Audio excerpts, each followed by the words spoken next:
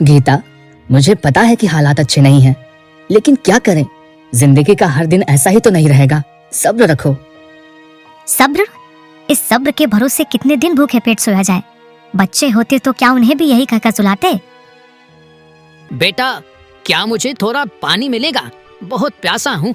इस धूप में कई मील चलकर आया हूँ। बेटा, तुम्हारी सेवा और सच्चे दिल ने मुझे बहुत प्रभावित किया है। मैं तुम्हें 3 वरदान देने की अनुमति देता हूँ। जो भी तुम्हारे दिल में हो मांग लो। यह क्या किया तुमने? इतने बड़े वरदान मिले और तुमने ये सब मांगा?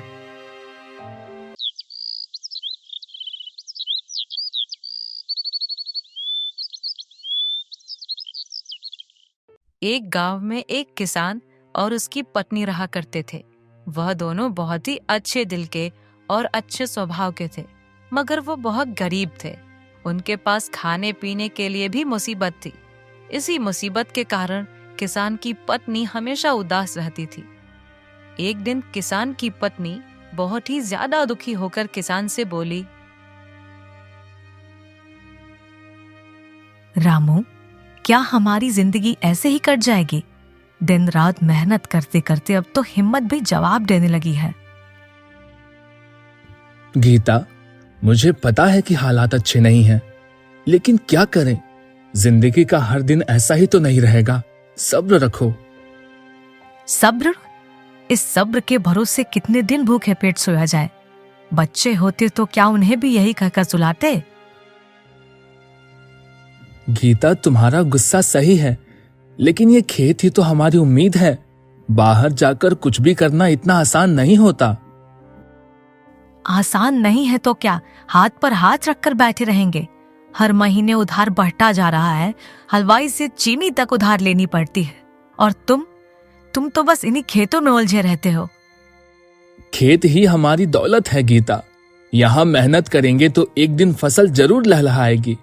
दूसरे के घरों में मजदूरी करके क्या मिलेगा? लेकिन तब तक कैसे जिएंगे रामू? मैं तो अब इसी मिट्टी के घर और खाली रसोई को देख देख कर थक गई हूँ। हर रात भूखे सोते सोते लगता है कि हमारी किस्मत ही ऐसी है। किस्मत? किस्मत कोई बना बनाया खेल नहीं है गीता। इसे मेहनत से बदलना पड़ता है। लेकिन हाँ, ये वक्त कठिन है, मैं मानता हूं। रामू, मैंने सुना है कि शहर में मजदूरी के लिए बहुत काम है। क्यों न तुम वहां जाओ? शायद वहां कोई काम मिल जाए। शहर? गीता, शहर जाना इतना आसान नहीं है। वहां किसी को हमारा दुख नहीं दिखता। गांव की गरीबी सहन कर सकते हैं, लेकिन शहर की बेरहमी नहीं। तो फिर क्या यहीं जिंदगी खत्म कर लेंगे? एक एक दाने के लिए तरसते रहेंगे? नहीं गीता, मैं हार मानने वालों में से नहीं हूं। इस मिट्टी में मेरी जान बसती है। ये जमीन हमारी है, यही हमारा सहारा है। अगर इसे छोड़कर गया तो खुद से भी नजरें नहीं मिला पाऊंगा। लेकिन कब तक तुम्हारा ये भरोसा हमें सहारा देगा? मैं भी इंसान हूं रामू। हर दिन तुम्हारे चेहरे पर थकान और निराशा देखती हूं। गीता, ये वक्त कठिन है, लेकिन हर रात के बाद सुबह आती है। हमारे दिन भी बदलेंगे। मैं वादा करता हूं, एक दिन तुम्हारी ये आंचल खुशियों से भर दूंगा।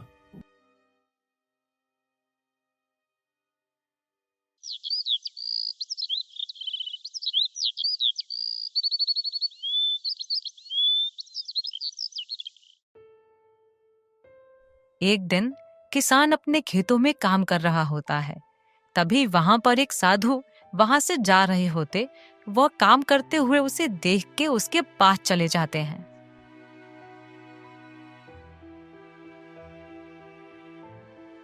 बेटा, क्या मुझे थोड़ा पानी मिलेगा? बहुत प्यासा हूं। इस धूप में कई मील चलकर आया हूं। जी महाराज, यहाँ पेड़ की छाया में बैठिए, मैं अभी आपके लिए पानी लाता हूं। किसान अपने खेत में रखे हुए मटके से पानी निकालकर महाराज जी को देता है। महाराज जी पानी पीकर बोलते हैं, तुम्हारा बहुत आभार बेटा। इस तपती धूप में तुम्हारे इस पानी ने मेरी जान बचाई है। महाराज, आप थके हुए लग रहे हैं। इस पेड़ की छाया में थोड़ा आराम कर लीजिए। धूप कम हो जाए तब आगे बढ़िए। आजकल इस जमाने में लोग दूसरों की मदद करने से बचते हैं, लेकिन तुमने बिना पूछे मेरी इतनी सेवा की। तुम्हारा दिल बहुत बड़ा है। महाराज, हम गरीब जरूर हैं, लेकिन किसी की मदद करना हमारा फर्ज है। आप जैसे संत का आशीर्वाद मिलना हमारे लिए सौभाग्य की बात है। बेटा, तुम्हारी सेवा और सच्चे दिल ने मुझे बहुत प्रभावित किया है। मैं तुम्हें 3 वरदान देने की अनुमति देता हूं। जो भी तुम्हारे दिल में हो मांग लो। महाराज, ये तो मेरा कर्तव्य था, लेकिन आप सचमुच मुझे वरदान दे रहे हैं? हाँ बेटा, तुम्हारे इस दया भाव ने मुझे यह निर्णय लेने पर मजबूर कर दिया है। मांगो, तुम्हारी हर इच्छा पूरी होगी। महाराज, अगर आप सचमुच मुझे वरदान देने को तैयार हैं, तो मुझे थोड़ा समय दीजिए सोचने के लिए। मैं अपने परिवार के बारे में भी विचार करना चाहता हूं। ठीक है बेटा, सोच लो। मैं यहीं तुम्हारे पास ही हूं। वो गरीब किसान थोड़ी देर के लिए बहुत ही गहरी सोच में डूब जाता है। बहुत सोचने के बाद वो किसान उस साधु से कहता है, महाराज, मैंने जो भी किया वह मेरा कर्तव्य था। आपकी सेवा करके मैंने कोई विशेष काम नहीं किया। मैं आपके वरदान का पात्र नहीं हूं। बेटा, यह तुम्हारी विनम्रता है, लेकिन आजकल इस स्वार्थी दुनिया में बिना किसी लाभ के किसी की सेवा करना बहुत दुर्लभ हो गया है। तुमने जो किया है वह साधारण नहीं है। यह वरदान तुम्हारे अच्छी कर्मों का फल है। इसे स्वीकार करो। महाराज, मेरे जैसे गरीब किसान को भला क्या चाहिए? मेहनत और ईमानदारी से मैं अपना जीवन काट ही रहा हूं। तुमने मुझे शरण दी, मेरी प्यास बुझाई और आदर किया। यह सब तुम्हारी सच्चाई और स्वभाव को दर्शाता है। मैं 3 वरदान देने का वादा करता हूं। मांग लो जो भी तुम्हारे दिल में है। महाराज, अगर आप आग्रह कर रहे हैं तो मैं ये 3 वरदान मांगता हूं। इतना कहकर वह गरीब किसान साधु महाराज से 3 वरदान मांगता है। पहला वरदान यह है कि मेरा हल, जो मेरी रोजी रोटी का साधन है, अगर कोई और उसे छूने की कोशिश करे तो वह मेरे आदेश के बिना उससे छुटकारा ना पा सके। दूसरा वरदान यह है कि मेरा गरीब घर, जिसमें मैं और मेरा परिवार रहते हैं, अगर कोई उसमें प्रवेश करे तो वह मेरी इजाजत के बिना बाहर न निकल सके। तीसरा वरदान यह है कि मेरे अनाज के भंडार में से कोई भी चोरी ना कर सके। मेरी मेहनत का फल सिर्फ मेरे परिवार के लिए ही हो। तुम्हारी इच्छाएं तुम्हारे संघर्ष और मेहनत को दर्शाती हैं। ये वरदान तुम्हारी जिंदगी बदल देंगे। मैं तुम्हें ये 3 वरदान देता हूं। तथास्तु, तुम्हारी सभी इच्छाएं पूरी होंगी। इन वरदानों का सदुपयोग करना और हमेशा सच्चाई के मार्ग पर चलना। चलो, अभी मैं चलता हूं। महाराज, इतनी जल्दी क्यों? और कुछ समय रुक जाते तो। बेटा, मेरी यात्रा लंबी है। मुझे और भी स्थानों पर जाना है, लेकिन तुम्हारे जैसे इंसान से मिलकर मेरा दिल भर आया है।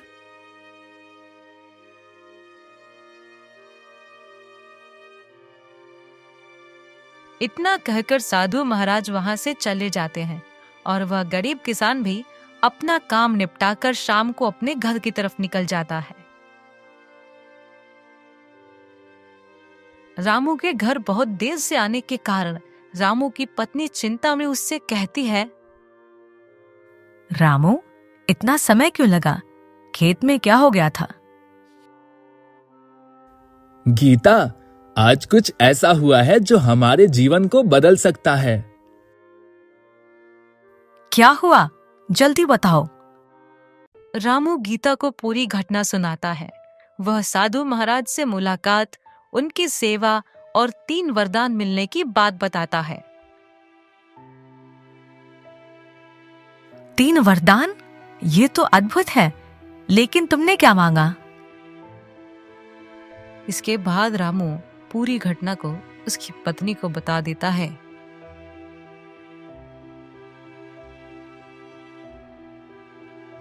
यह क्या किया तुमने? इतने बड़े वरदान मिले और तुमने ये सब मांगा? रामू थोड़ा संकोच में पड़ता है, लेकिन फिर बताता है। क्या हुआ गीता? मैंने तो सोचा कि ये हमारे लिए सबसे जरूरी चीजें हैं। हमारे घर में गरीबी है, इतने सालों से हम कष्ट में जी रहे हैं। तुमने थोड़ा धन क्यों नहीं मांगा? कोई ऐसा वरदान क्यों नहीं मांगा जिससे हम अमीर बन जाते? गीता, तुम सही कह रही हो। शायद मैंने जल्दी में गलत वरदान मांग लिए। मुझे सोचना चाहिए था। किसान की पत्नी किसान की बात सुनकर नाराज हो जाती है और थोड़ी देर चुप होने के बाद फिर अचानक गुस्से में बोलती है। सोचना चाहिए था? अब पछताने से क्या होगा? इतना बड़ा मौका आया था और तुमने इसे यूं ही गंवा दिया। रामू सिर झुकाकर गीता की बात सुनता है। वह भी सोच में पड़ जाता है। गीता नाराज होकर बरबराते हुए घर के अंदर चली जाती है। रामू अकेला बैठा रह जाता है, अपने फसल पर अफसोस करते हुए। मैंने सच में गलती कर दी। इतने बड़े अवसर पर मुझे हमारे भविष्य के बारे में और बेहतर सोचना चाहिए था। लेकिन अब क्या किया जा सकता है?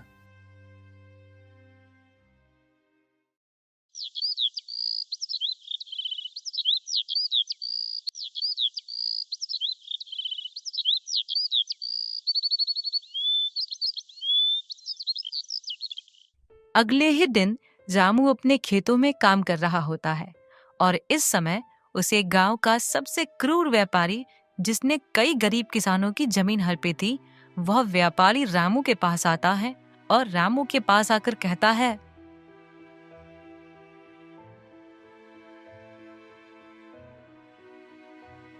नमस्ते भाई, कैसे हो? खेत में बहुत मेहनत कर रहे हो। नमस्ते। हाँ, मेहनत ही तो हमारा जीवन है।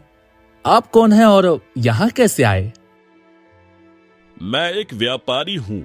मैं आसपास के गांवों में जमीन खरीदने और किसानों की मदद करने के लिए आता हूँ। मैंने सुना कि तुम्हारी हालत ठीक नहीं है। गरीबी तुम्हारे परिवार को बहुत परेशान कर रही है। आप मेरी गरीबी के बारे में क्यों सोच रहे हैं भला? भाई, तुम्हारी मदद करना चाहता हूँ। सोचो, अगर तुम्हारी गरीबी हमेशा के लिए खत्म हो जाए तो तुम्हारे पास पैसे होंगे, तुम्हारा घर अच्छा होगा और तुम्हारी पत्नी खुश रहेगी। यह सब कैसे होगा? बहुत आसान है। तुम अपनी जमीन मुझे बेच दो, मैं तुम्हें इतना धन दूंगा कि तुम्हें जिंदगी भर काम करने की जरूरत नहीं पड़ेगी। तुम्हारी जमीन पर मैं खेती करूंगा और तुम्हारा परिवार खुशहाल हो जाएगा।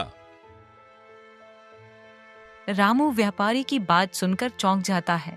वह बात सुनकर समझ जाता है कि वह व्यापारी रामू की जमीन हड़पना चाहता है। वह उस वक्त कुछ नहीं बोलता, लेकिन शांत रहकर और दिमाग में सोचता है कि कैसे इसे सबक सिखाया जाए। आपकी बात सुनने में तो अच्छी लग रही है, लेकिन यह जमीन हमारे पुरखों की है। इसे बेचने का फैसला इतना आसान नहीं है। मैं समझता हूँ। तुम थोड़ा समय ले लो, सोचो, लेकिन याद रखना, तुम्हारे पास यह मौका बार बार नहीं आएगा। मैं तुम्हें अमीर बना सकता हूँ। ठीक है, मैं इस पर सोचूंगा, लेकिन आज नहीं, कल आना, मैं तुम्हें जवाब दूंगा। अच्छा, कल आऊंगा। उम्मीद है तुम समझदारी से फैसला करोगे। इतना कहकर वो दोनों घर की ओर निकल जाते हैं।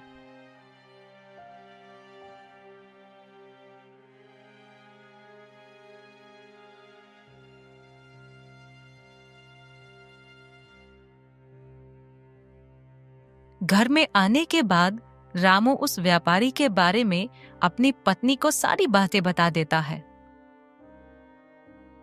वह व्यापारी धोखेबाज है, वो तुम्हें फंसाना चाहता है। हमारी जमीन हड़पने का इरादा है उसका। मुझे पता है, लेकिन मैंने उसे बेवकूफ बनाने की योजना बना ली है। क्या योजना है? कल जब वह आएगा, मैं उसे अपनी जमीन का एक छोटा सा हिस्सा दिखाऊंगा जो मेरे वरदान की शक्ति से सुरक्षित है। उसे यह यकीन दिलाऊंगा कि यह जमीन बहुत ही अनोखी है। लेकिन अगर वह तुम्हारे झांसे में न आए तो? गीता, तुम देखना, कल वह खुद अपने लालच में फंसेगा।